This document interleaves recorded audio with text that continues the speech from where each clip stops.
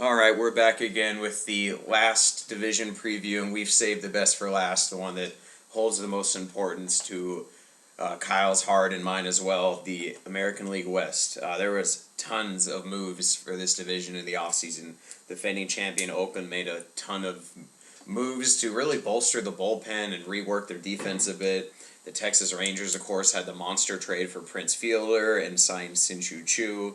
The Los Angeles Angels did some minor moves to improve the team internally, work on some pitching. Um, and the Seattle Mariners made a very big splash to the winter, signing Robinson Cano and getting Corey Hart, Logan Morrison, among others. And the Houston Astros even decided they wanted to spend some money on Scott Feldman and trade for Dexter Fowler. So a lot of the Ducks are lining up for this division to be extremely competitive for years to come, just like it's been the last few years between Texas and Oakland. And the Angels and Seattle want to enter that race this year, and Houston's coming right up on their heels really quick with just erroneous amounts of very good-looking prospects. So we're going to start this off by talking about the Oakland Athletics, and they as we discussed, made a lot of moves to add a lot of relievers onto this team. They traded for one of Kyle's favorite players in baseball, and he's going to be very upset about that all year. They obviously have kids on the way. They have a very young team with very platoon heavy. And Kyle Smith, would you like to start off by just talking about how some of those platoons really work in their favor, especially the Brandon Moss types and things like that? Well, it's just a testament to Billy Beane's willingness to change the game, something that you've seen in Tampa Bay over the last couple years as well. And it's a surprising trend that hasn't really caught on for a lot of major teams. It's kind of like what Seattle did last year for their defensive line, talking about football here for a second. Just using guys like Bruce Irvin to come in on Leo roles and rush the passer, using all different defensive combinations just for certain types of schemes and defenses, keeping players fresh, taking advantage of matchups, and that's really what the Oakland Athletics are all about. They'd rather have 3 players that can bat 240 than 1 player that can hit 270. And what they'll do is they'll take those 3 hitters and they'll find out before they sign them, they'll know their FanGraph splits as far as rights, lefts, ballpark, sinker ratios, contact isolation stats, and they're really creating. They really pretty much created this whole system of metrics that a lot of baseball teams are now relying on heavily. Not so much the eye test anymore, as much as it is about what's on paper. And this year is certainly no exception. They've got some self-made players like the Yoenis Cespedes signing, gave them great home run, stolen bases, hit for much better average in his first year, really had a down year last year. But, big arm in the outfield, too. Yeah, big arm. Very similar to Yasiel Puig and his build. Obviously didn't have quite the start that Puig had last year in his first year, but he's going to be a solid player. He is a lot older, though, so you can't factor continuous development like you could for a Puig. Yeah, that's true. I want to say he was 25 when he signed? Yeah, but he's 27 when he signed, I think, almost. Isn't he 29 right now? Oh, maybe. Thought he was 25. Either way, he's a little bit older of a guy. So what they're going to do... Cespedes is 28, just checked. 28, okay. So what they're going to do with him is they're going to platoon the tremendous Craig Gentry in for him or Reddick, depending on what the splits tell them and who's tired. And Coco Crisp is also a little injury prone from time to time. That's true, and they like to rest him just because of that fact, and they just paid him a lot of money, so they're definitely going to be looking to keep him fresh. But besides that, you look at their infield, very solid. Brandon Moss, one of the most underrated first basemen in the league. I want to say he's one of 3 players to hit over 30 home runs, and there's some other qualifying stat, but that escapes me at the moment. But bottom line, he's a really patient hitter, good power, total Oakland Athletics type of player. Really resurrected his career. Donaldson was borderline MVP candidate for part of the season last year. They're hoping that Lowry continues his success and trying to use him as a viable trade candidate for Addison Russell, excuse me, and they'll be trying to plug him in at shortstop because he's pretty much ready to play already, but they might just try and be patient because they love their service time. So looking at this lineup, Josh, as far as the hitting is concerned, do you see any holes, any struggles they may have compared to last year? Do you think they're stronger this year? Do you think any of their losses are going to hurt them? Obviously, the Michael Choice signing or trade for Gentry should be an immediate upgrade, maybe with long-term ramifications, but in hindsight, who knows? Yeah, I just this team's just so solid. There's no like dominant superstar on this team, but when you look at the numbers, Josh Donaldson had 8 WAR last year. Incredible season last year for him. If he can do anything close to repeating that, that's a huge win for them. Cespedes, I feel like, is going to bounce back. Brown and Moss has legit power. He could hit 30 again. John Jaso is a very good platoon player, as Seattle fans know. Coco Chris had the best year of his career last year, and it'll be very interesting to see if that continues. The steals were down, but the homers doubled in his age 33 season. So maybe that spike is just, what it is, a spike. So it'll be interesting to see if that continues. I love the Gentry pickup. I feel like it's going to help them. Josh Reddick had a very down year. So it'll be, interesting to see if that power comes back. In 2012, he had 30 homers. In 2013, he had 12. Yeah. So, He seemed to be reaching a lot at the plate. So, maybe if he falls off, Reddick will definitely, his power might spike back up. He's still 27, entering the prime of his career. Oh, yeah. So, that's going to be interesting. He got a lot better towards the end of last season. Oh, yeah. He missed some time for injuries, too, so. I want to say, when the fans really endear themselves to you in a small market team like that, Oakland has one of the most passionate fan bases of any sport, or any cities in any sport. And I think that maybe the pressure got to him a little bit because nobody expected him to get 30 home runs, and I think he really wanted to do that for the city of Oakland. I think he just seemed like he was pressing a lot at the plate.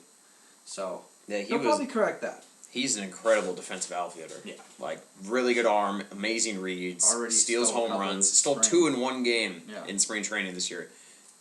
Very fun player to watch defensively. And that's really what it comes down to is that this team is just very, very, very good defensively. And like Kyle said, Jed Lowry's really good defensively, but I don't feel like they're going to trade him. I feel like they're going to move him to second when Russell's ready because I'm not a big fan of Sogard. So I feel like they're going to keep him as long as they can, and he's going to be at second, and Russell's going to come in maybe in July or so if he's ready and start a shortstop. I just said that because he's probably going to he's expiring after this year, so. Yeah, but he's not good enough to warrant a major extension, so they might be able to keep him. Yeah, that's You never true. know. If they get approved for that new ballpark, they'll be able to spend a little bit more money if that ever happens, if they're ever allowed to go to San Jose. That really should happen. Could you imagine if they had a real owner?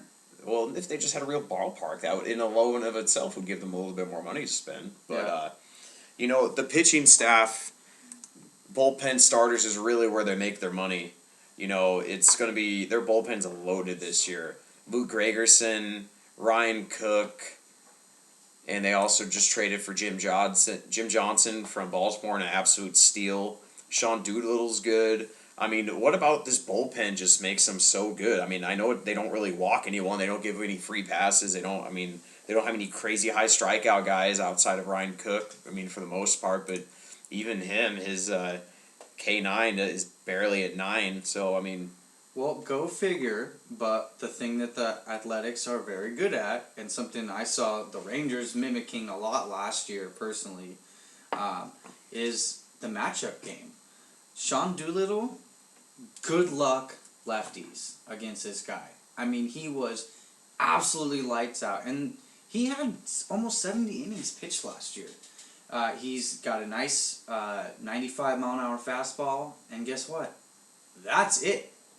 He doesn't throw really anything else, and he doesn't have to. He may mix in a slider in there, seldomly, but it's not a good enough pitch to warrant using. But this is a guy who just goes out there, has really hard stuff. I want to say he's a converted positional player from earlier on in his career. I wish I could remember exactly what he played before, because I know for a fact, well, I'm pretty sure I should say that he was not always a pitcher. So it's kind of cool the way they've turned him into one.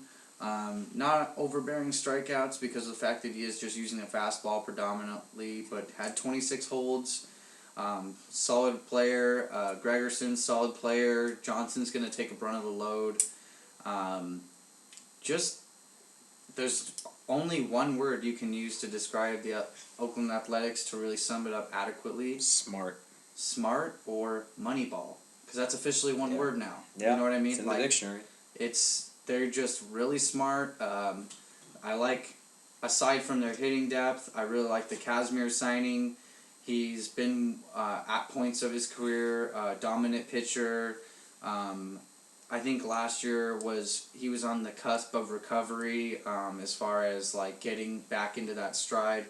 They're really banking that he's going to be healthy, and I think that he's just going to really help solidify already really good pitching staff, pretty much taking Brett Anderson's place so that they could just take that depth, throw it in their well, I feel like farm he was system. kind of at least his money came from Bartolo Colon. Yeah. And Bartolo Colon was the best pitcher on their team for the whole season. And I feel like Kazmir replaces his spot, but they're really counting on Sonny Gray to replace Colon's production. Yeah. I feel like he's ready for the big time. If anyone watched that absolute incredible playoff game against the Tigers and Justin Verlander, we talked about it in an earlier podcast. It's just, he was incredible. Like, he just went toe to toe with the, arguably the second best pitcher on the planet, Justin Verlander, and more than held his own. He just got, who had a .93 ERA in the postseason. Yeah, it's just, that was an incredible game to watch. It's, if you want to catch that MLB TV replay, very fun game to watch. I highly recommend watching it. Yeah, all of their guys are just so young. That's what you just gotta love. I'm not crazy on Jared Parker. I think he was hyped up a little bit better than he's ended up being, but that's only because maybe you were expecting like a 2.5 ERA guy, but he's still really good. And AJ Griffin, like you were mentioning earlier, has a lot more strikeouts than what you'd remember. He walks a little bit too much, but I think he's an intimidating presence on the mound with that long hair and those glasses. He's just kind of a goofy looking dude. And I think that this team, as much as I would like to say that the Rangers, are looking like they should take this division, I just don't see how we can. I don't know. They just have really great depth everywhere, and I really admire their starting pitching. They're all really young, with the exception of Kazmir. And if Straley can keep the walks down and just pitch for contact, he'll be a good starting 5. I think he could be better than that. I think he could too, but like I said, he's got a problem with walks. I have more faith in Straley than I do Jared Parker, for instance. Really? Absolutely. Interesting. So, I mean, this Oakland team, it's just not much to talk about because they're so just matchup heavy. Yeah. And they're so well put together. Like, there's been so much architecture to get this team molded right with their limited financial funds. So, and they don't waste any time.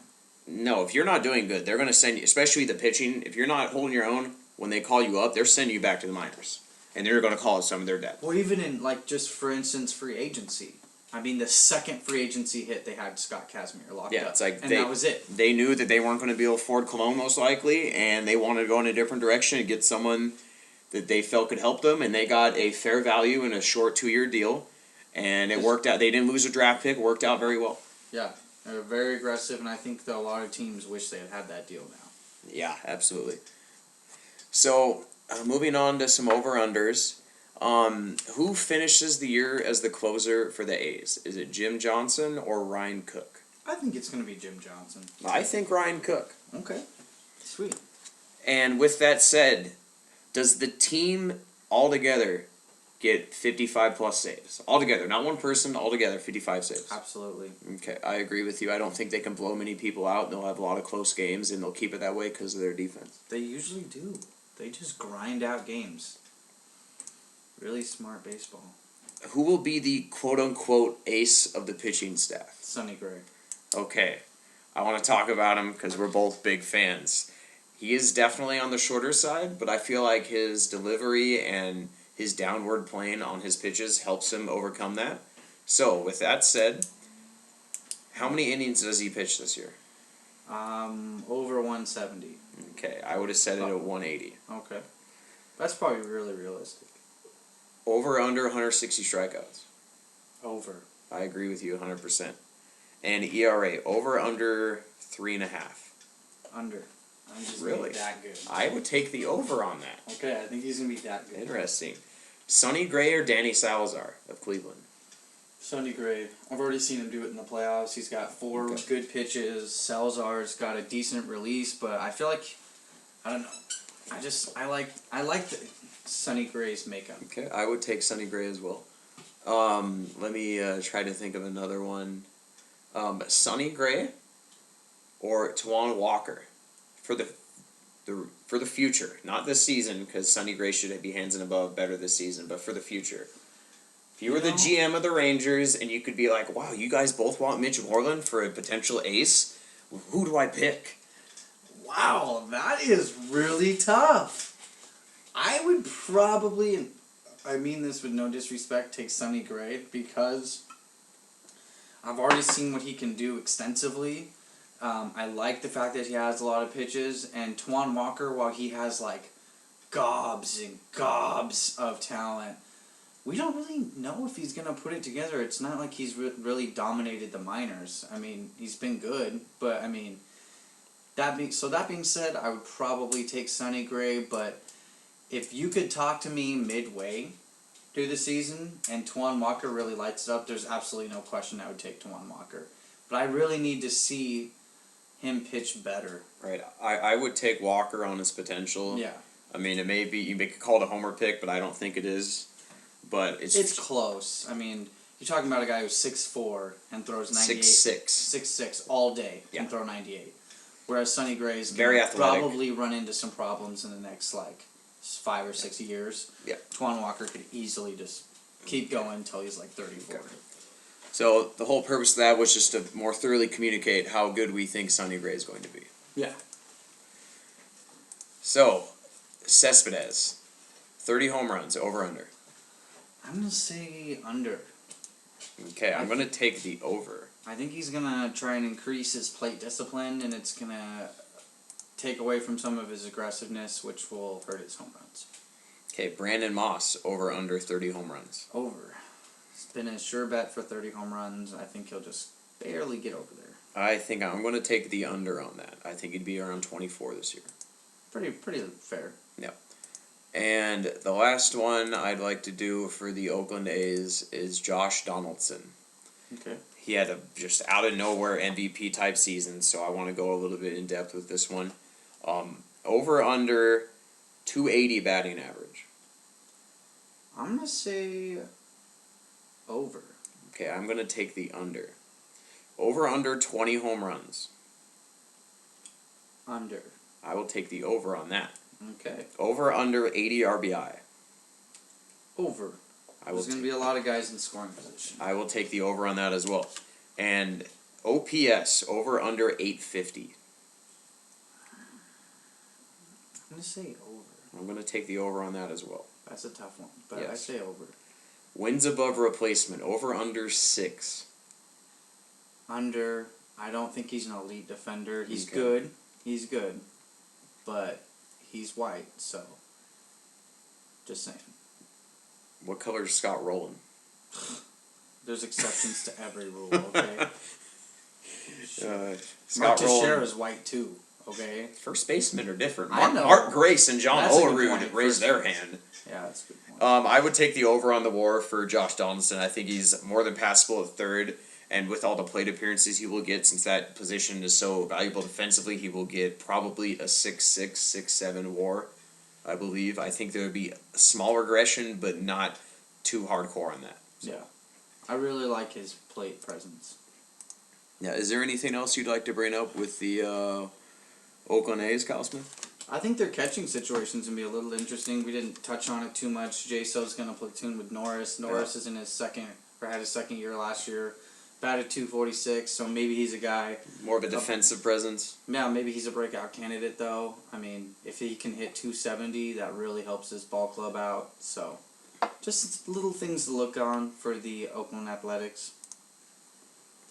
All right, so the next team we're going to talk about, this man in front of me is a thorough supporter of the Texas Rangers. In the offseason, they made two very big moves. They traded for Prince Fielder and they signed Sin Chu Chu. They also made a lot of minor moves that, at the moment, don't seem to be looking too bright in terms of a lot of their bargain bin pitching pickups. And that's where I'd like to start, Kyle Smith, is the starting pitching.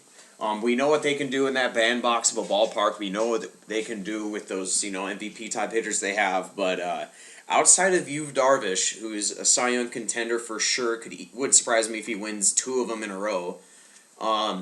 Their starting pitching, especially with Derek Holland out for till potentially midseason, is looking very thin and very suspect. This is a lot of the same things that were brought up last year, but we're in a lot better position than we were last year. Because last year we didn't have Matt Harrison. Ogando was in and out of the lineup. We had Nick Tepish pitching for us. We had Justin Grimm pitching for us. The Grim Reaper. We also had Lindeblom pitching for us, the guy who we got from Philly. Yeah, we played a Phillies pitcher. Like a prospect pitcher. Like, he wasn't even good enough to crack the rotation or even get called up. And he played for us last year. I'm pretty sure we traded him to the Cubs in the deal for Matt Garza, thank God. Well, that worked out well. But either way, you're looking at a lineup that you got a healthy Colby Lewis, which you didn't have last year. Are we sure he's healthy? So far. I mean, He pitched just 2 days ago and said he felt great, pitched 2 innings, didn't give up any runs. So just in the fact that we should have Lewis pitching for us this year, we should have Harrison pitching at least part of the season, even though he's a little banged up. He did return into, he's going to be pitching the B game earlier today or tomorrow. And then we pretty much are banking on Hansen and Saunders to be Grimm and Lindeblom last year, which I feel much more comfortable with than what I saw last year. You shouldn't feel comfortable at all with Saunders involved with your rotation, and that's coming from someone who watched every one of his dumpster fires that he set on our rotation. He had a 3 ERA through the first 2 months of baseball. Oh, so what did he end with? Really bad ERA, over 5. It was 5.97, I think. He was really bad, but I'm just saying, like, these are guys that are better than what we were rolling out last year. And considering they might only have to pitch 1 or 2 starts, as opposed to, like, 8 or 9 each, and Tepish got way over that number, who is still very eligible to make this team. I think the continued progression of Perez, Martin, is going to be a really good one. Anytime you've got a strong lefty, throws 94 with solid changeup, nice slider, decent curve, working on the cutter in the offseason, developing a lot of pitches, has said he's learned a lot from Darvish. Who doesn't throw all those pitches anymore, so hopefully you can learn that as well when he figures out which ones are his above average pitches. Yeah, he mostly throws fastball change. Like, that's pretty much all he throws. But he's going to mix in the cutter a little bit. He's going to mix in the slider on the big breaks.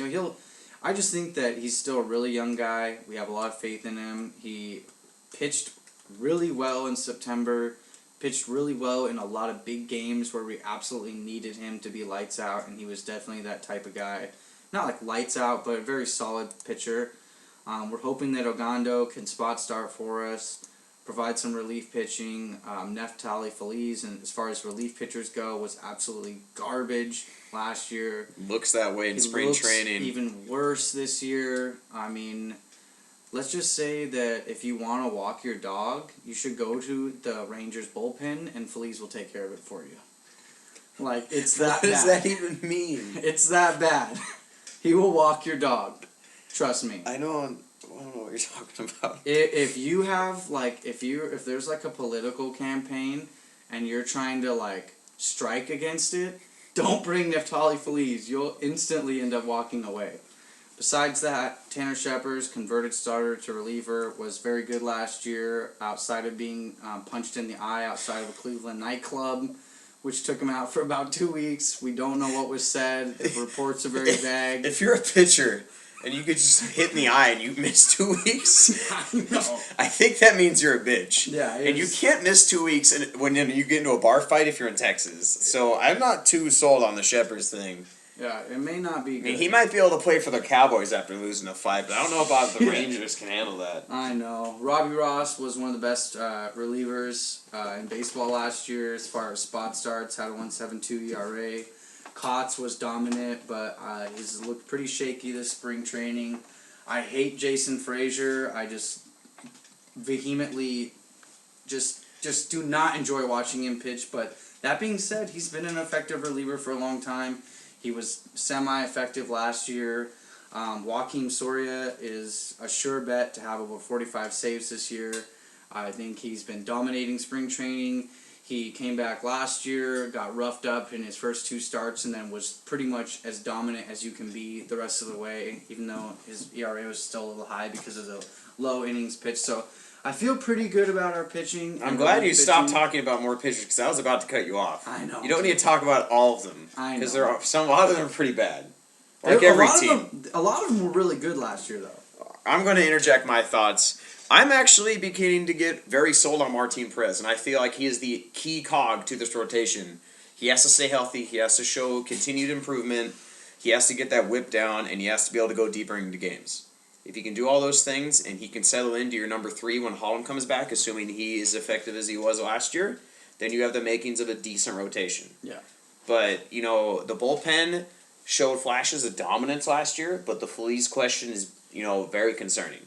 Soria's still not shown his extreme dominance he had in KC, but with age, that might have just gone away, and he might be adapting to his lack of dominant break and dominant velocity. I will say that I'm very concerned about Neil Kotz coming anywhere close to doing what he did last year. He was so... I don't see how anybody could ever replicate that, though. But... See Rodney. But, bringing up the concerns with the pitching that we both express, in different degrees, I wanted to bring that up because those concerns go away as soon as you look at that lineup for me. This lineup is loaded. They traded for Prince Fielder, signed Sin-Chu Chu. So now they have, just in the infield, they have Prince Fielder, Profar, and Andrews Beltre. It wouldn't surprise me if all 4 of them are in the All-Star game. Yeah. Really wouldn't. Profar, obviously, the biggest surprise because he's young, but as the number 1 prospect formally, it's not that big of a surprise. His defense at short should be, like... You mean second?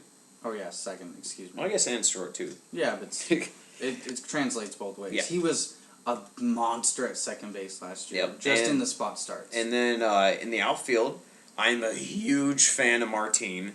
Big fan of his. Brian Cuban. Alex Rios, there's no way he gets that many stolen bases again, but he's still an extremely good player. And he's in a contract year. He's not going to hit 40. He could hit 25 steals without question. We have an option on him, too. Yep. Sin-Chu Chu.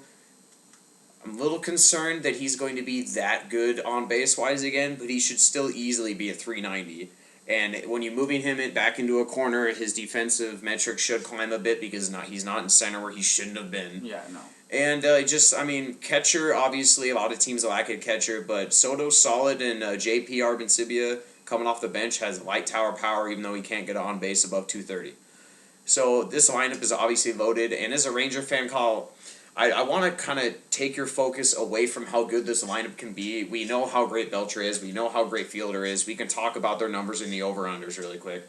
What I want to ask you is, what are your 3 biggest concerns for this lineup in terms of what is most likely to go wrong? Or if, these 3 things go wrong, what are they going to be? The 3 most likely things that are just so-and-so does this, or blah, blah, blah. We're kind of, we have some holes to patch. I definitely think an injury to either Andrews or Profar would be devastating. Because even though even though Profar could slot over with no problem, that pretty much gives you Adam Rosales, who is a decent on-base guy, but he's not a very good hitter by any means. He would be a secondary black hole in the lineup. Pretty much. I know you're really all about Leonys Martin. I think he's got an excellent arm, but I have serious makeup concerns about him. Okay. I think that he's kind of a bit of a whiner. His story is extremely impressive, the things he's gone through to get where he is. He's a very shy, passive-aggressive dude. But that being said, I think he may lack the killer mentality to really become what we are hoping he'll be. And so if he doesn't do well, that pretty much forces us to have to move Rios or move Choice into the center field. Engel Beltre is a nice player to platoon, is still a young cat. But those would probably be my two biggest concerns. And then the catching situation, just because if Soto doesn't stay healthy and you've got Rencibia back there, like, he can hit for power, he's but bad at everything else. In my opinion. he's not a great catcher as far as defensively, and he's actually a really good clubhouse guy, which I think is cool. He fits in with our makeup and he stuff. won't try to make Darvish be a better pitcher. True. If you've ever, if you want a quick laugh, any of you out there, you should definitely Google him doing his Tim Kurkjian impersonation. Oh, I thought you were going to tell them to Google his on-base percentages. No, I don't want anybody to have to cry tonight. But it's very funny. He fits in very well with the clubhouse. So those will probably be my biggest concerns. Just everyone's staying healthy. Beltre's kind of had some hamstring quad issues, and he had those in Seattle though too. That's true. He's a gamer, and I feel like, especially in the playoffs and in September and August, he'll definitely just play through those. He might rest it a bit in May, which I think they should rest him a bit more. But if he did, for any reason, go down with the injury, that's massive to everything. That's really a huge hole. So if you want to guarantee health to any player that isn't a pitcher, it would be Beltre? Yes. Okay, I agree with you 100%, by the way. Even though Fielder is going to be really good, I just think that you could easily plug in Moreland at that spot. For a month if you had to. Yeah, and still get home runs, and that's it. But you could still at least have a semblance. It'd be better than whoever you would put at third for a month. Maybe you call up Joey Gallo. That'd be sweet. Oh, God. It's only 19. All right.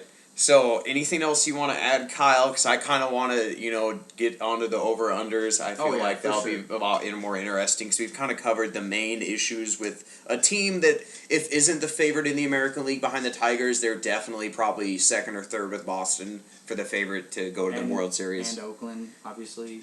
I feel like Oakland's limited with their lack of, just top-line talent. Right. Because, they always lose in the playoffs. And it's history. Yeah. And I like Oakland as much as you can as a fan of the Mariners and or Rangers, as I'm sure you do because of the financial constraints and how sound they are. But in terms of calling them a favorite, I still would take Texas just like I did last year and just like I did the year before. Could I see Oakland winning the division? 100% absolutely yes. But I'm still taking Texas. Okay, fair enough.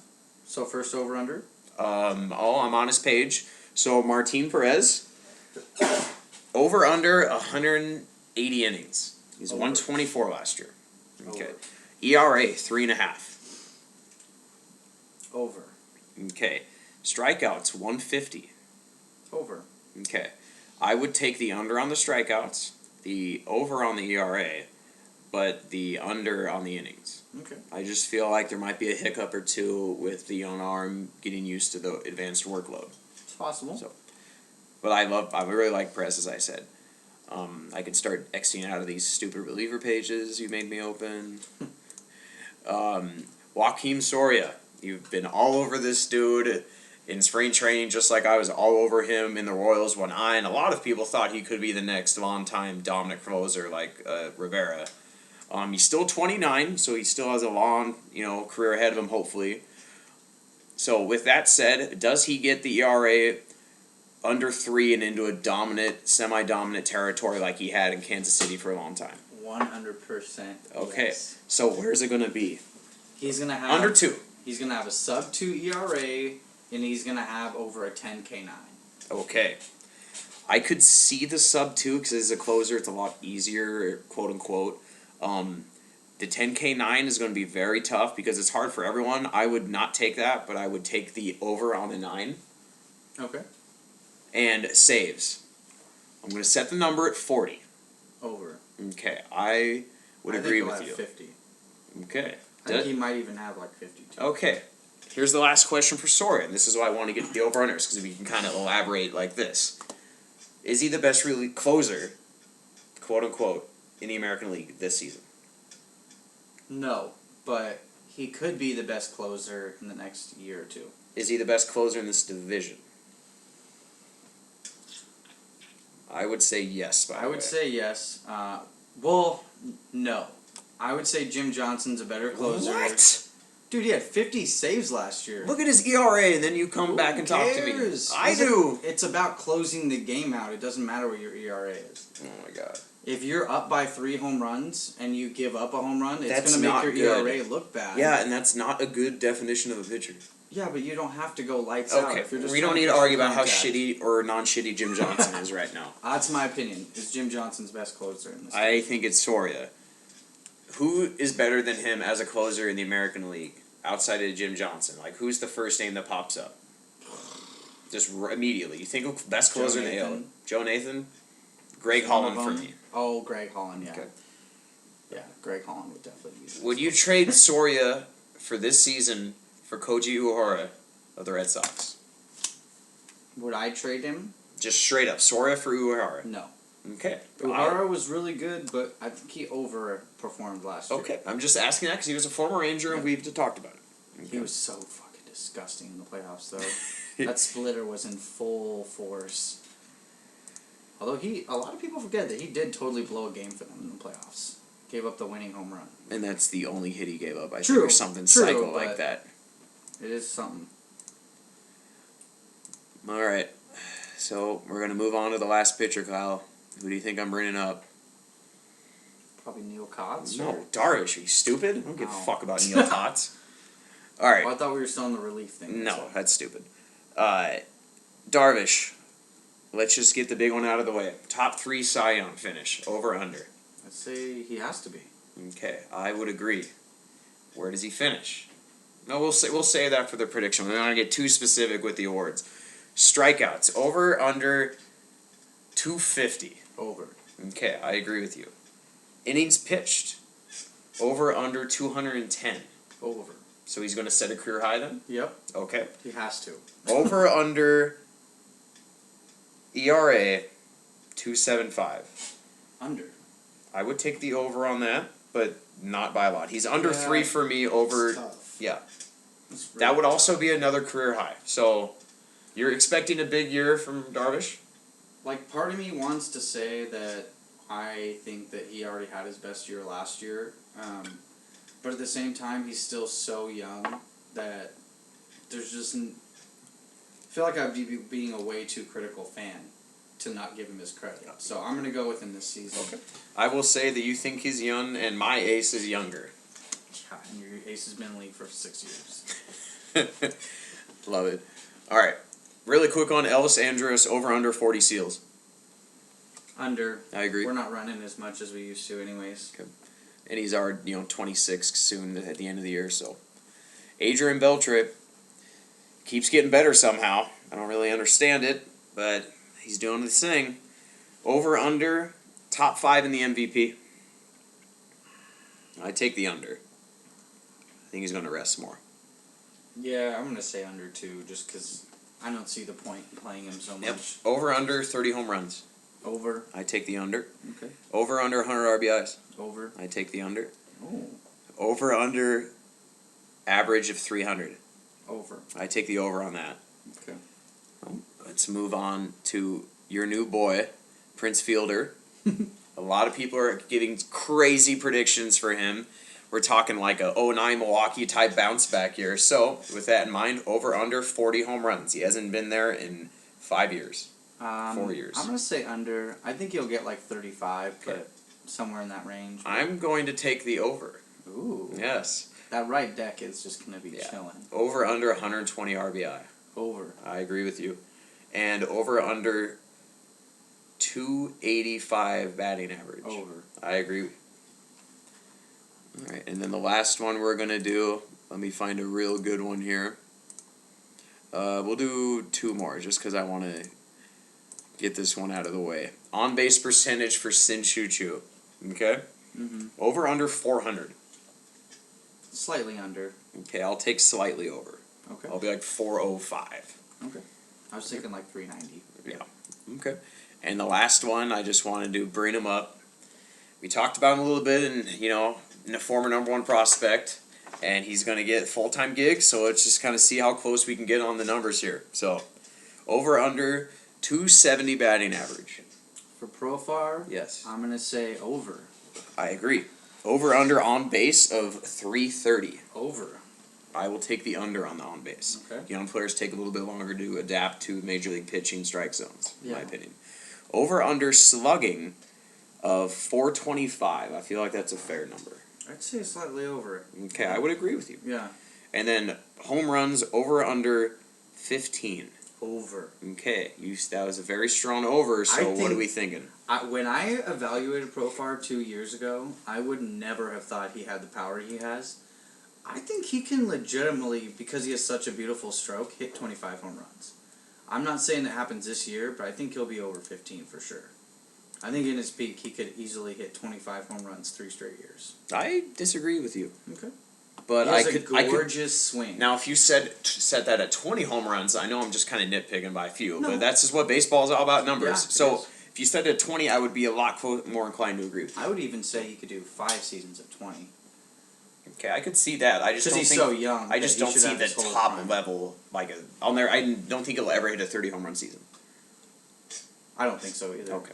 But I could see that, like I said, I could see this 3 straight 26, 25, Right. 27 type Right. thing. All right. So that leaves the Rangers talk alone.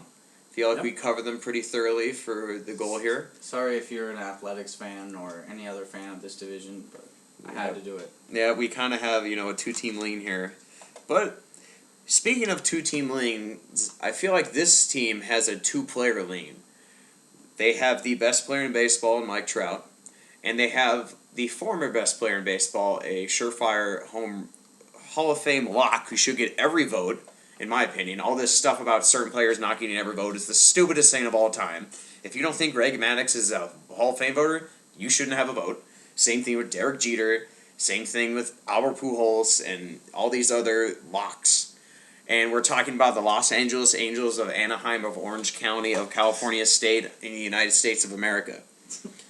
And this team is always interesting to me. They are always like, we're not going to spend money. Then be like, whoa, Josh Hamilton, here's $100+ million. Yeah. And they have a lot of big-time talent. And they have the type of talent where if everything goes right, they could win this division. Yeah. They really could. They have 2 guys on this team that could win MVP. They have 3 players on this team that have either won or should have won MVPs. And they have a lot of other solid hitters. Howie Kendrick is a very underrated player, in my opinion. He's a very underrated player in fantasy and an underrated player in real life. He's a very solid second baseman. I like their minor pickup of Grant Green, former top prospect of Oakland. I feel like, he never really developed with them, and then if he gets a shot, he could show some stuff perhaps with them as a backup utility infielder who can play multiple positions.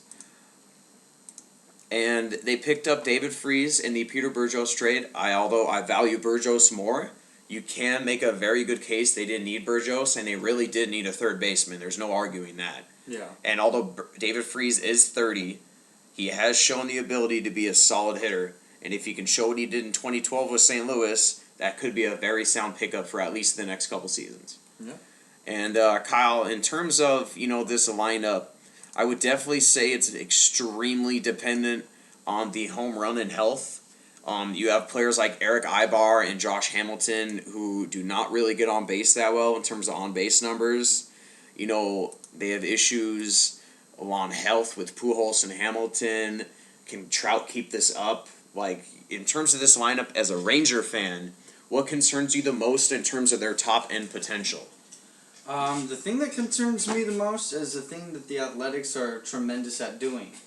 If Mike Trout has a great year, Josh Hamilton has a great year, Pujols has a great year, these are guys that if they hit well, who's going to be on base when they're knocking these balls out of the park?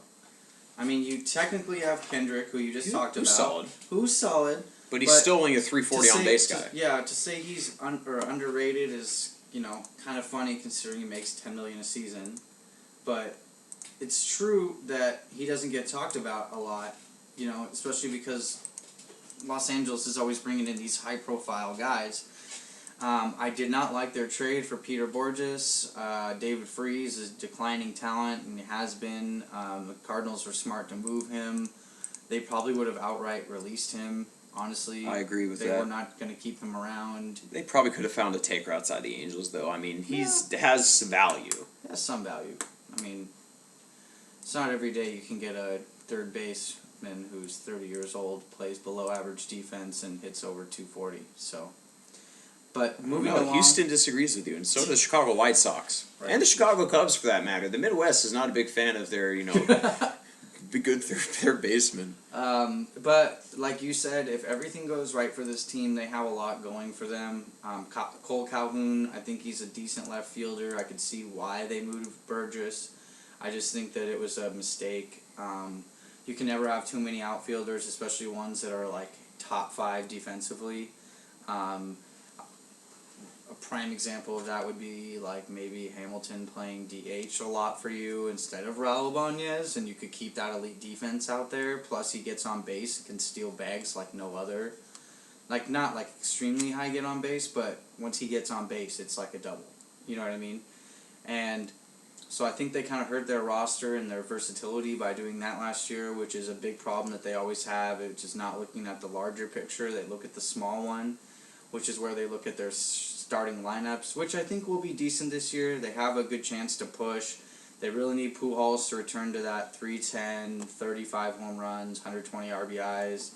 They need Josh Hamilton to hit close to 40 home runs and get over 120 RBIs.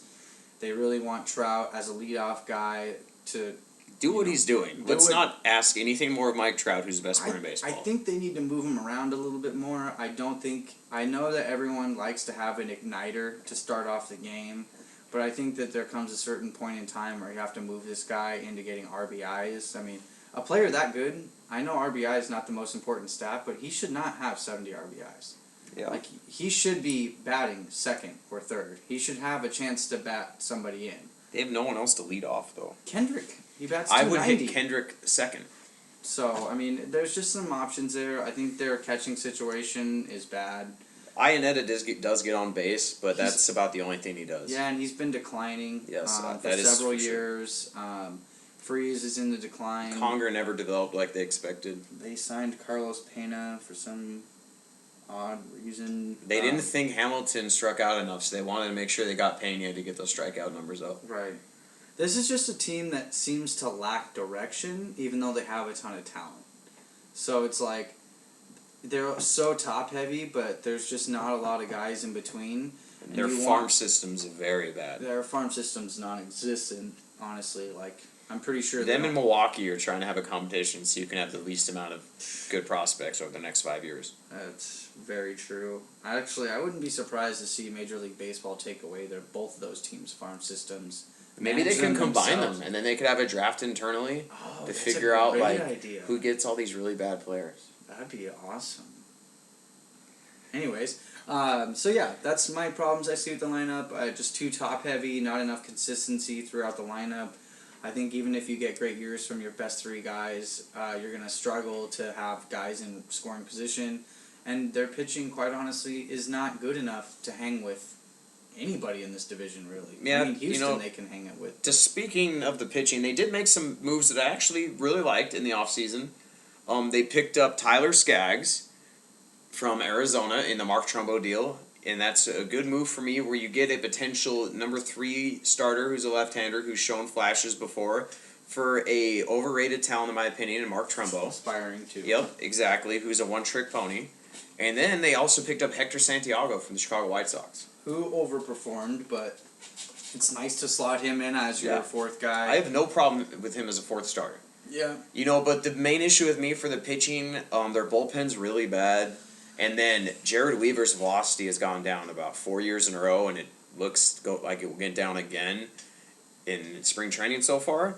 Whereas he's a very good control and command right-hander, but sooner or later that catches up with you. Well, it's not like he has a ton of pitches. Exactly. So he really needs, and he likes to go high, and that's not good.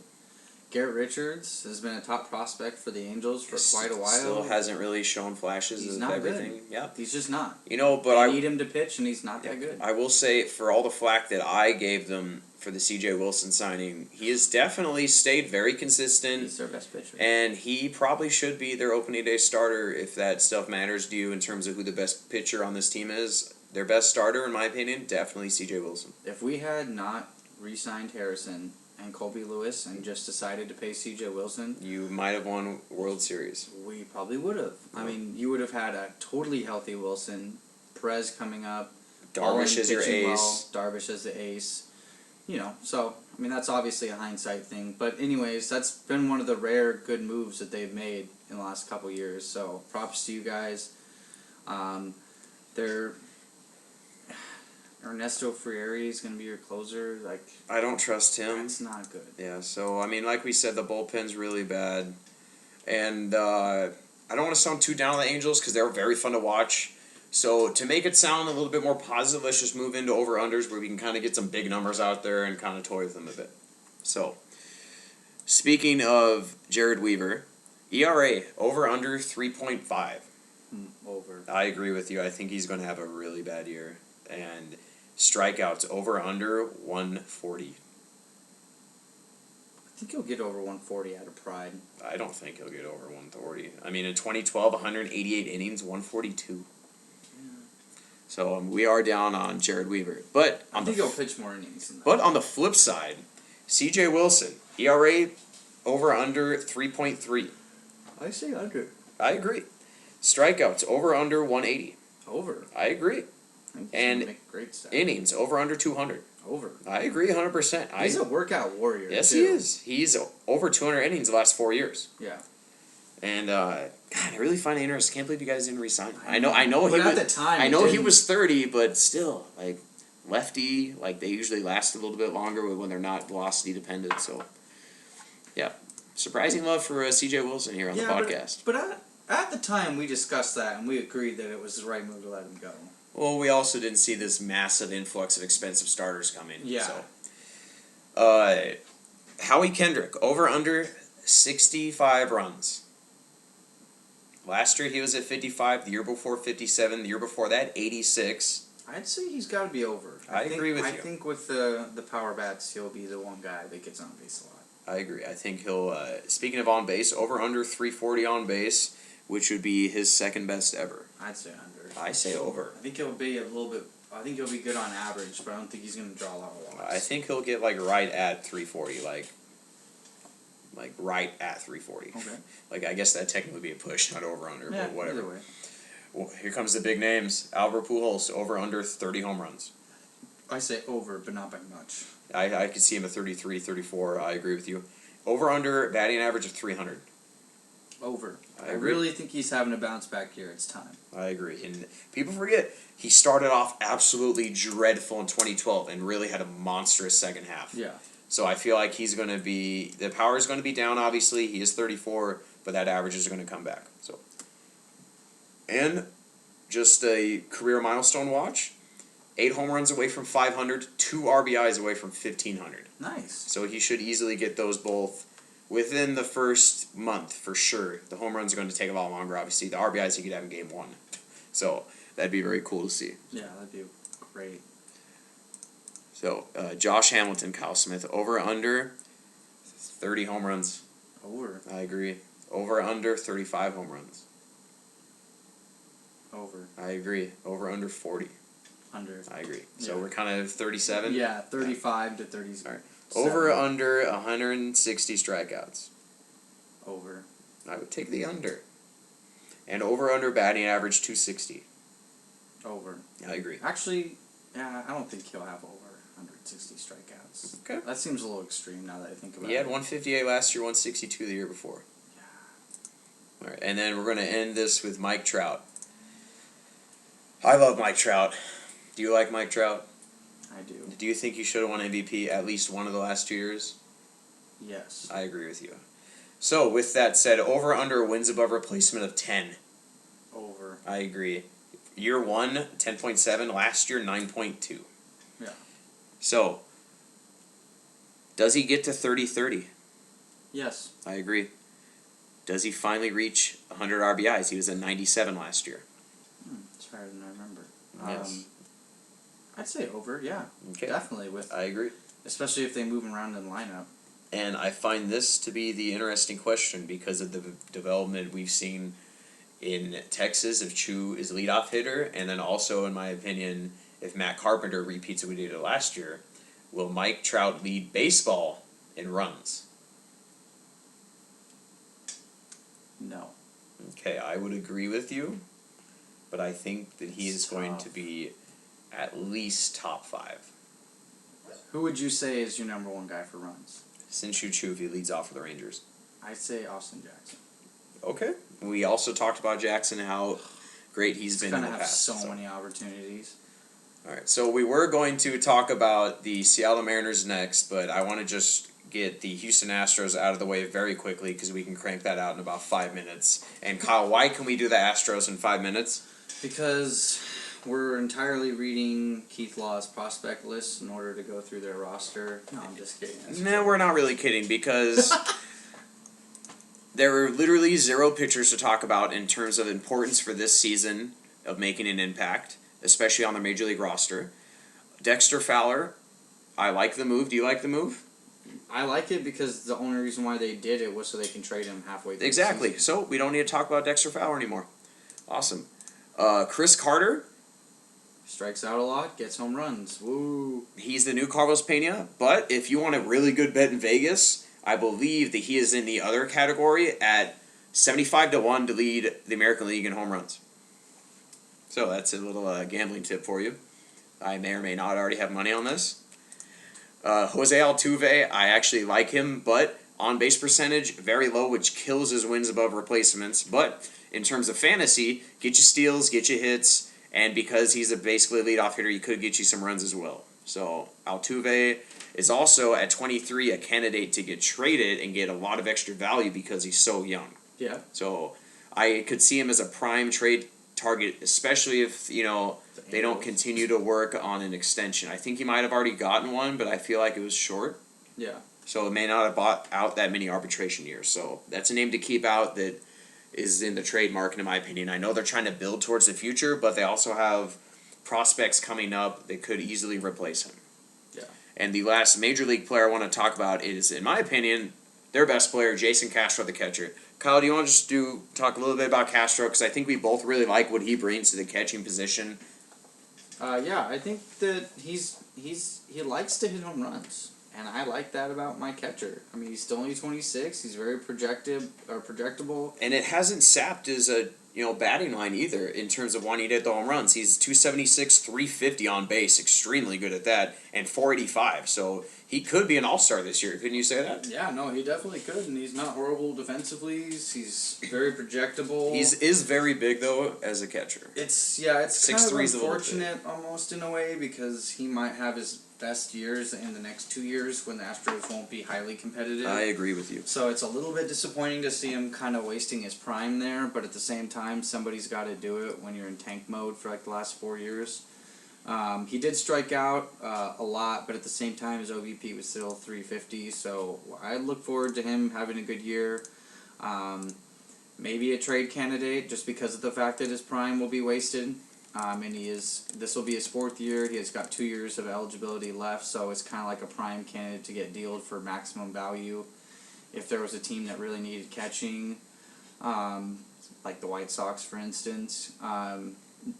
So we'll see what happens to him, but yeah, he's a cool player. Singleton, their first baseman, might play this year and might make an impact. It's very possible. We joked about an over-under of 30 joints smoked for Singleton. We both took the over. We both took the over. I'm sorry, but we don't take your marijuana problem very seriously. I understand what you have to say to the media, but you're probably the only person in the world to ever say that. So get under wraps and do what every other person does and just buy some nitro pills and pass your drug test, homie. So moving along to I'm gonna let Kyle take the lead in floor for the Mariners and kind of take the host chair for a second because that's my team. But I want to bring up 3 prospects that you need to keep your eye on for the Astros that could be very good very soon and could even start the year on the Major League roster. And the first one is Mark Appel, who was the #1 pick last year, senior out of Stanford, didn't sign the year before. And he really could get a rotation spot very quickly, and he could be a potential #2 starter very soon. Really quickly, though, how great would the Pirates be if he had signed there? With Cole and Appel. And Talion and Kingman, and there's another guy I can't remember. Gossman. Yep, and that's savage. Dude. Yeah. And I really like Charlie Morton, too. I don't, but Well, that's okay. he's solid. He's still young. Right. So if he's your 5th starter, gosh, that would have been great. Right. And this player, Delino DeShields Jr., he's not Billy Hamilton, but he could probably steal 80, 70 bases in the majors. He's a little bit behind the development curve because he got drafted out of high school, but he was a first-round pick in 2010. He was selected 8th overall. He could move very quickly to get him some time for sure up in the majors. And then George Springer. In the minors last year, he's an outfielder, former first-round pick again. He almost had a 40-40 season overall. This guy is probably going to get a starting outfielder job. He could easily be a big-time fantasy sleeper, a couple levels down from what Trout was, but he could easily have a very impactful fantasy season. And everybody knows about Carlos Correa, but they're probably going to... He's 2-3 years old. I was going to say, there's no point in bringing him up. And I honestly think they should just keep Springer down. I mean, there's just no point. They could. He needs to play this year to continue his development, but I would wait until June. So you're past the Super 2 status and get the extra year of service time. That's a very good point. And that's, I mean, they don't really need the money. Houston's a very big market, and they do get supported very well when they win. But, I mean, look at, what Miami did. Like, a lot of Miami calls up prospects early, and, half the time it works, and it really springboards their development. And sometimes it's really good to challenge these young hitters. So. It is. It's very true. So, Kyle, do you want to lead us into the closing segment of the Seattle Mariners? I'll let you take the host chair and let me be the, talk about my team. For all of you Houston fans out there, sorry we don't have over-unders, but... Yeah, there's no point. You understand, right? We gave an over-under on the home runs for Chris Carter, and you're lucky you got that, because he could... Over-under 35, I'm taking the over. Damn. Kyle's taking the under, and we're done. There you go. All right, so looking at the Seattle Mariners acquisitions this year, obviously the big one, Robbie Cano. They traded a guy who I really liked, Carter Capps, for Logan Morrison. I disagree with the trade, but at the same time, it's pretty fair trade all the way across, especially if Seattle gets the production they're hoping for. There's a couple stalwarts in the lineup that really took steps forward last year, and that would be Kyle Seager. And I think that Nick Franklin showed a little some as the smaller version of Adam Dunn. Brad Miller, kind of like you guys hear me talk about Moxie. He did a pretty good job there. But what this is about right now is the other acquisition that they had, which would be Corey Hart, and then talking to a diehard Seattle Mariners fan about his opinions, because he's really banking, and so are the Seattle Mariners, on some of the progression of these younger guys. And the Mariners have been very patient with Jack Zarignick. Jack Zarenzik, I'll get that one for you. Gosh, it's so hard to say. There's a Z in the name. What does he expect? Right. Sindra Selgauskas. See, I can do that one. Almonte, we both like a little bit, but he's struggling in spring. So he's definitely shown some flashes. I'll let you finish before I go on my rant. Okay, they brought in Willie Bloomquist to be a platoon guy. Mike Zunino got called up way too early last year, but they're hoping for a big step from him. May take a little bit longer, but either way, he's got a ton of power, beautiful swing, and he's not a bad catcher. So that being said, talk to me about this lineup. How do you think Robinson Cano is going to affect them? And kind of just give me the overall feel of what are Seattle front office executives saying right now, and how do they project this lineup, and where's their win total at? Like, what do they realistically expect? Is this did you sign Cano to build, or did you sign Cano to win? I think originally entering the offseason they signed him to win, and then when they realized they couldn't make extra moves, they signed him to build. Now I'm going to let everyone know that I am a pessimistic sports fan of my own teams, San Diego especially, and then Seattle Mariners even more. But I'm going to start with the positives really quick. I really like the potential that the low risk, high reward signing of Corey Hart was. 1 year, $6 million with a lot of incentives, and if he hits all that, it would be about $10 million on the contract, and it would be totally worth it. He's shown 30 home run power before. He's shown he can be a key cog of a batting lineup, and we really need his knees to hold up if we have any chance of doing anything close to sniffing the wild card. Cano, I expect his power to drop, but I expect his average and his walk rate and his power over slugging percentage to be just the same as it was pretty much. I feel like he's going to have more doubles, more gap power, and I feel like he's really going to, at least for this year, embrace the leader role, embrace the face of, the franchise quote unquote role. Well, he gets to share that too, which is nice. Yeah, but he's the new kid on the block, so he's going to get Right. a lot of the media attention originally. Justin Smoke showed a little bit of development last year, but he's still, for how big he is and how much of an uppercut swing he has that leads to strikeouts, he hasn't really shown the power yet to be that legit 30 home run first baseman guy that he was expected to be from the Texas organization. They thought that, didn't pan out. We thought that, hasn't panned out. There's always that back of the pocket hope that he's the next Chris Davis. Don't get your hopes up. He's never going to be that good. He's not. He just won't have the power. I hopefully can expect some more of a, more double power, more patience at the plate, try to keep raising that OBP and becoming, a more valuable hitter. I am a big fan of Zunino, but catchers just take longer to develop. It's very rare to see Joe Mauer and Buster Posey. We just talked about how good Jason Castro is in his first big year last year. He's 25. That's usually the going rate. I mean, it's not the easiest thing to have a catcher come in and dominate hitting wise and be good defensively. He has shown very good things this spring, and I expect those to continue and him to improve. Kyle Seager, just a rock. Solid. Better than I ever thought he was going to be. Not even going to lie. But the young player that I expect the most development from is Dustin Ackley. Former number 2 pick, shouldn't have been drafted there based off what he's done so far and what he's likely to do in the future. But he's just murdering the ball in the spring, and I know you don't take spring numbers for anything that's important.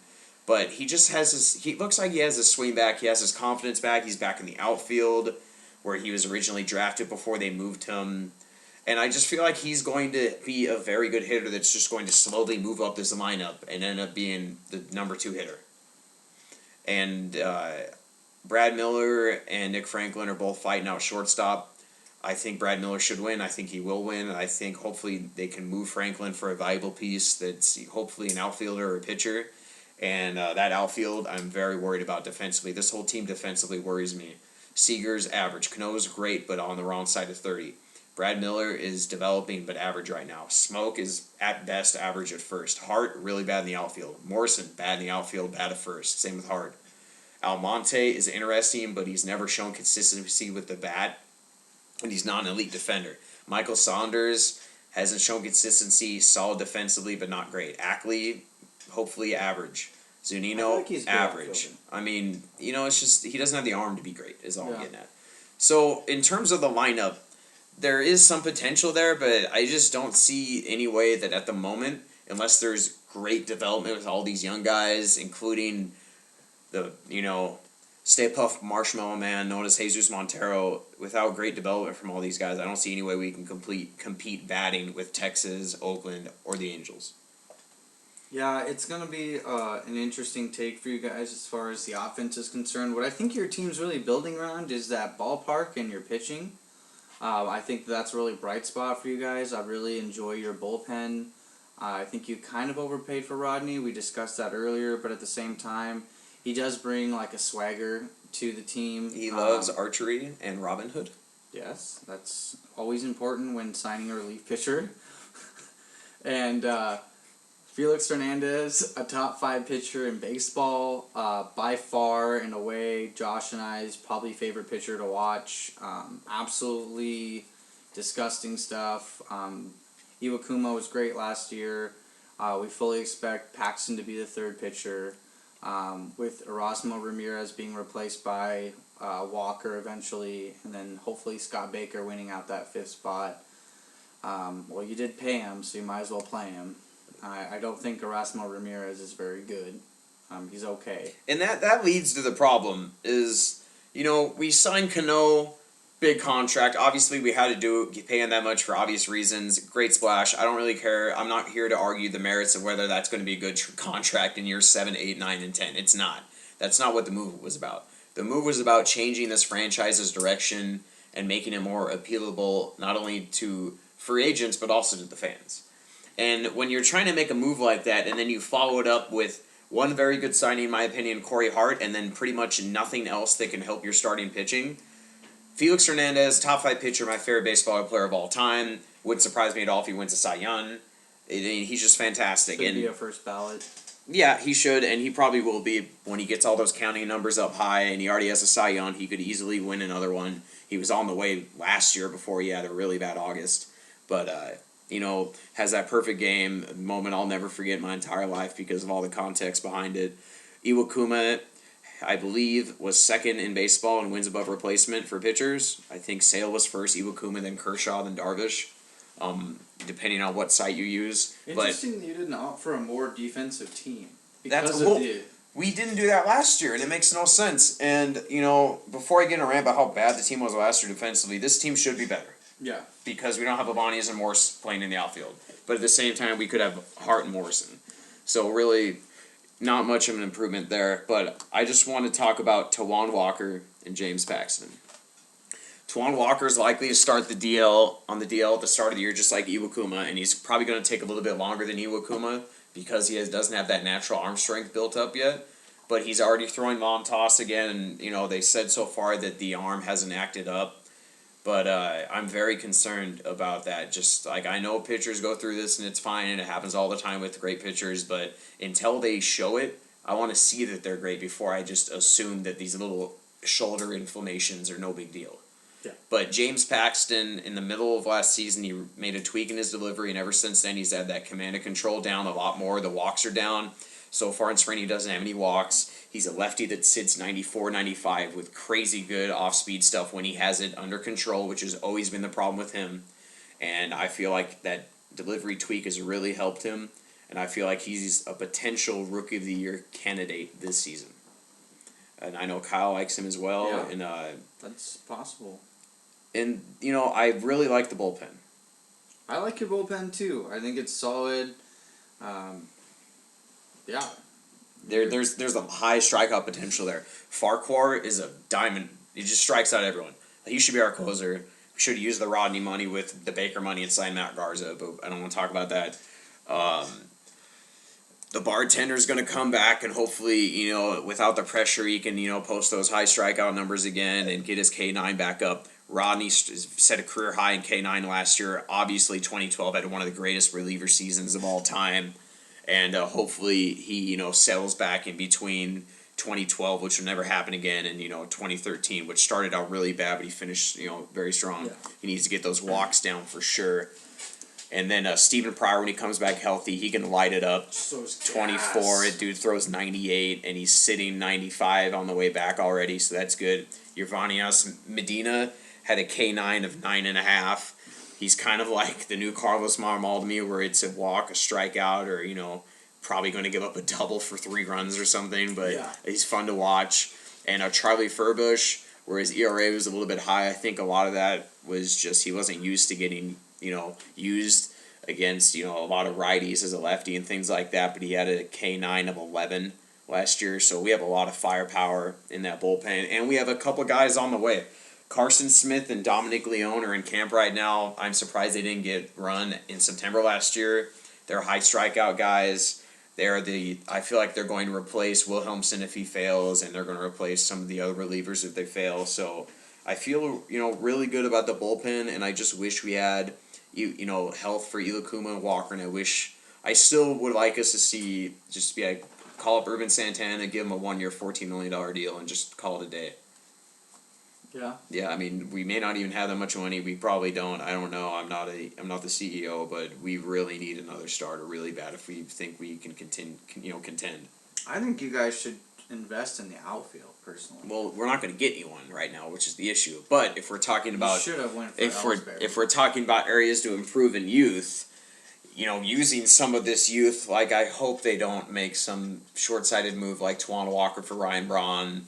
Or, Paxton and Stephen Romero for Matt Kemp or something like that. Like, I would rather see us just trade a couple B prospects and take all of Matt Kemp's contract and take that risk, but I'm just very concerned about Zarenzik trying to save his job and just making a really bad move and basically having another Eric Bedard type trade. I think you guys just need to stand pat, see what you got, ride it out. If your team's doing really, really, really well at the All-Star break, maybe you look into like a mid-season trade. But I think this is a team that we just don't know a lot about this team. I mean, Seager had a good year last year. I like what I've heard but from what do we Boyd know? McClendon. Yeah. I That like was him. going to be my next question. How do you Okay. feel about the managerial hire, knowing that Brian Price was out there, that Ryan Sandberg was out Well, there? I don't think Brian Price was ever going to leave Cincy because he was the pitching coach. I think that was a done deal. Yeah, I think I they just agree with interviewed you. people to get it out of the way and Yeah. be respectful to everyone. And then the Sandberg thing, we don't know much about him. He hasn't gone run before, but Second baseman. I am usually a supporter of new blood, as you know, in football coaches, basketball coaches, baseball coaches. So him being a retread worries me a bit because if you haven't had success once, you may not have success again. But obviously, in terms of a manager, team factors are huge. So, just the manager, they don't matter that much. I mean, how many wins are they going to get you? 3? And most of that to me is going to be bullpen usage and not, and setting, That's splits true. if you're willing to do splits. And we don't even have the players to do platoons. So Yeah, but I think there's always an undervalued thing with managers. I feel like in the first year it's a lot bigger. Of a Yeah, deal. I would So, say first 2 years is just really important because it really depends on your success and how guys take you. maybe that's why Josh Hamilton wasn't as good because when he left his coke buddy Ron Washington, he started to be a lot worse last year. Dude, a lot of people have said they love playing for Ron Washington, even though it's widely acknowledged he does not make the best decisions. He shares the glass. But yeah, that's very true. He does. He shares the glass, and he also shares Ricky ropes. So that being said, I think the Mariners are really polarizing team. You know what I mean? They have a lot of pieces that are still developing. Big question marks with Lomo and Corey Hart. Big questions with Ackley. Top pick. Big questions with Walker. But if those 4 guys pan out, I'm looking at a very, very good team. In my opinion, this team could win 90 games. It's possible. It's I a feel very like tough it's very division. unlikely. I would say 20% chance they win 90 games. I would say you're right as far as the percentage, but you never know. Zunio could take on a life of his own. There's just so many question marks with this team, and people are kind of expecting them because they actually do have some pretty good talent as is to make that step this year. But I think the Seattle fans just need to be a little bit patient and realize this was before you signed Cano. You were still a total project team. And you're still a project team. So you just need to take the Cano signing for what it is, a big, huge morale booster, and focus on next offseason and make the best moves possible. So with all that said, and us kind of on the same wavelength, obviously a bit more optimistic than I am, throw some over-unders at me and we can wrap this up. Let's see, over/under 80 or over/under 95 strikeouts for Danny Farquhar. Over. Really? Yep. Let's see, over/under top 5 Cy Young finish for Felix Hernandez. Over. Let's see, over/under 5 WAR for Felix. 5.2, 4.6, 3.4 the last 3 years, ascending. So Over. 5.6 last year. Over. Over, okay. I don't think there's any way he's not top 5 Cy Young and under 5 WAR. Yeah, I don't even know how it'd be. I don't even know how he had a under 5 WAR in 2011. I'm pretty sure that was a conspiracy. Over/under 25 home runs for Corey Hart. Under. Under, okay. Over/under 280 batting average. Under. Over/under 330 OBP. Very close to that, and I would take the over little bit. Over/under 100 strikeouts for Nick Franklin. Over, and it won't be in a Mariner uniform, hopefully. I think you guys should keep him, but either way. Where are we going to play him? It's free service time. I'm just saying, he's never going to Let's cost go you get any free money. service time for an outfielder. I'll take a Michael Choice off your hands. You can have Nick Franklin. So that way, if you do lose one of the shortstops or second baseman, you have another prospect to put there. Ooh. Sounds like a great deal. Ooh. Exactly, but you're mad at me because I don't want Franklin. I'm just saying. I just think just like. I do hate on him a lot. He does have very good would things. like to see He has him pull him tremendous pop for a middle infield, from especially with his body. Like he can Yeah. turn on a fastball and pull it really well. He has Plus good he's pop. got sleeves, cool tattoos. Yeah, that's fantastic. I like that. How about you learn how to take a walk and not strike out? Right. Over under 270 batting average for Dustin Ackley. Over. Okay. You could set that at 290 and I'd take the over. Okay. Over under 100 RBIs for Robinson Cano. Over. Over under 25 home runs for Justin Smoke. He's definitely getting under that. Okay. Over under 45 games played in right field for Lomo. Under, because I think he'll play more in left in a platoon with Ackley. That's such a until Ackley realize, whoa, this dude's fucking really good again. Over under 80 starts for Willie Bloomquist. I hope it's not over. I'm taking the under on that. Jesus Christ, I hate Willie Bloomquist and everything he's about. Over under 265 batting average for Zunino. Under. Over under 40 starts for Buck. Joe Buck. John Buck, John by the Buck, way, not the announcer. No, he's pretty horrible too. I would take the over. All right, and over under 97 miles per hour average velocity for Stephen Pryor. I would take the under because I think he's still going to continue to have to build back up to where he was sitting 97, 98.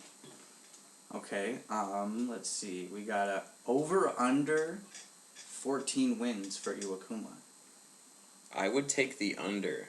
Okay. The wins are very erratic for pitchers, and that combined with him likely to miss 3 weeks or so is concerning in terms of the win numbers. Over under 120 innings pitched for Tawan Walker. I would take the over. I'm hoping it's over for your sake. Yeah, really it has to be over, of course. I don't but pray, I would take but the I over. would pray for that. I feel like he's going to get his first start in May, like first week of May. Okay. And then he'll just play the whole season. That'll also be a way to keep his innings limits down, Yep. just so they don't have to worry about that in September when we're in 4th place. Right? Hey, man. 4th place. Nice place to be. Thank you, Astros. Yeah. Over under 150 strikeouts for Paxton. Over. Over under 170 innings pitched for Paxton. Over. Over under 10 bars closed down by Tom Wilhelmsen. If we're assuming bars cloned down be saves, I'm taking the under. Rodney keeps that job, unfortunately, or goes to Farquhar. I think Wilhelmsen is third in line, assuming he regains somewhat of his form. Over under by the end of the season, Furbush changes his name to Furbash. I take the under on that. You don't want a pitcher with the name Bash. Kind of like Homer Bailey. It always worries me. Over under Kyle Seager starring in a Tom Selleck movie after October. I will say under, but I do feel like there is some sort of buddy cop movie coming up for Kyle and Corey Seager when they are done playing baseball. Over under 90 games with a mustache for Justin Smoke. Over. Oh, that sucks. Over under 90 games with a mustache for Derek Holland. Under. He seems to have learned his lesson. Yeah, But doesn't still. look like a fucking child rapist. Okay. Over under increased hat sales because of Fernando Rodney. Way over. And we're also going to see a rise in archery lessons in the Pacific Northwest. Ooh, I like that. Very hidden gem for all you archery businesses out there. We'll get to one last over-under before this is all said and done. Over-under face tattoo for Nick Franklin. After the All-Star break. Are we counting the neck? Yes. He will get a neck tattoo. Okay, nice. And I will say 2 things really quick. Number 1, this is exactly why Kyle does not host the over-unders or the show. Number 2, keep your eye out for Stefan Romero. He's a potential left fielder. used to play second base, so doesn't have a true position, but the dude can really hit, and I don't think he's going to get a job out of camp, but he could easily be up mid-May. He could tear it up in Tacoma, so keep your eye out for that. And also, Seattle Mariner fans, if your team struggles by the All-Star break, feel free to click on YouTube and watch some Edwin Diaz highlights. Yep. With all that said, thank you for listening, and next couple podcasts we'll get official predictions we'll have to stick to for the MLB season, Cy Young winners, MVP, division standings, surprises, and then we'll start our NFL offseason talk. Jump right into the draft, free agent signings. Michael Bennett just re-signed with the Seahawks. Good job of them keeping the leader, that defensive line for the most part, with Red Bryant gone. So thanks for listening, and enjoy, everyone.